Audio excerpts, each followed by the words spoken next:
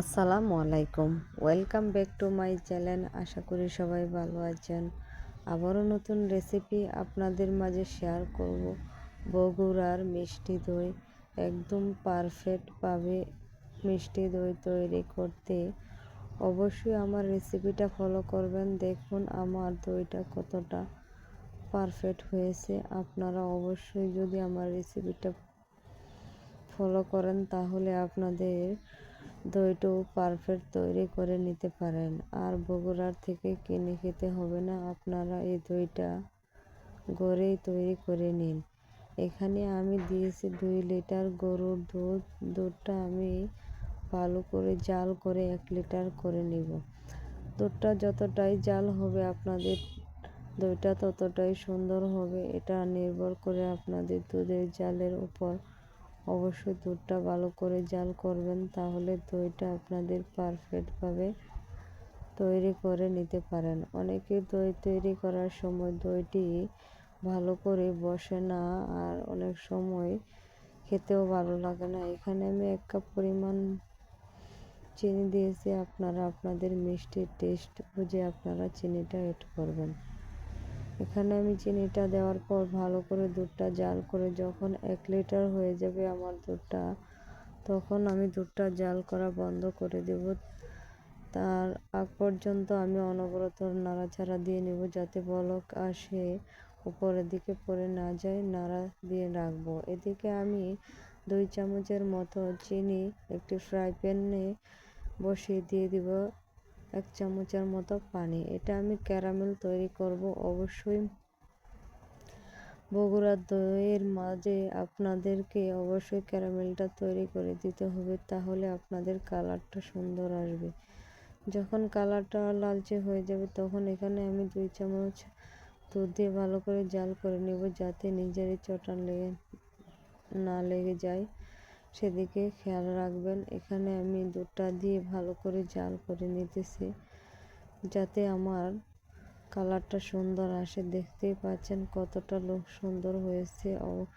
বগুড়ার দই তৈরি করার সময় তারা অবশ্যই এখানে ক্যারামেল ইউজ করে। আপনারা অবশ্যই ক্যারামেলটা ইউজ করবেন, তাহলে আপনাদের বগুড়ার দই পারফেক্টভাবে তৈরি করে নিতে পারেন। দইটা তৈরি করতে বেশি কিছু লাগে না, আপনারা অল্প সময়ের মধ্যেই দইটা তৈরি করে নিতে পারেন।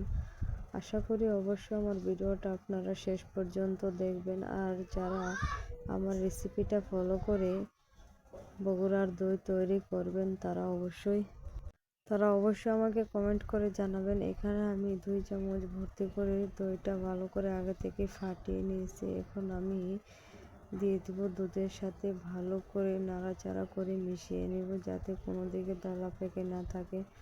আমি সব দিকে ভালো করে মিশিয়ে নিতেছি। কাজটা অবশ্যই সুন্দরভাবে করবেন। আলতো হাতে অনেক তাড়াতাড়ি করে দইটা বসাতে যাবেন না, তাহলে আপনাদের দইটা অনেক সময় চাড়া হয়ে যাবে, বসবে না ভালো করে। কাজটা অবশ্য টাইম নিয়ে করবেন, তাহলে আপনাদের দইটা পারফেক্টভাবে তৈরি করতে পারেন। এখানে আমি 1 টাইম গ্লাস ব্যবহার করব। আপনারা চাইলে মাটির পাতিলেও তৈরি করে নিতে পারেন। এখানে আমি 1 টাইম গ্লাস ব্যবহার করেছি।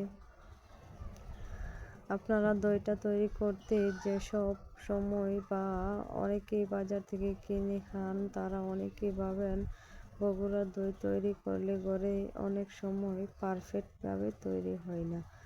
তারা অবশ্যই আমার রেসিপিটা ফলো করবেন, তাহলে দইটা আপনাদেরকে পারফেক্টভাবে তৈরি করে নিতে পারেন। এই গরমের সিজনে আপনারা 1 থেকে 1.5 ঘন্টা টাইমে আপনাদের দইটা বসে যাবে। আমার সবগুলো গ্লাস ভরা হয়ে গেছে।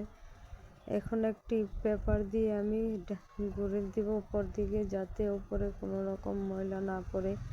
আমি গুঁড়ে দিব, তারপর আপনাদেরকে পরিবেশন করে দেখাবো দইটা আমার কেমন হয়েছে।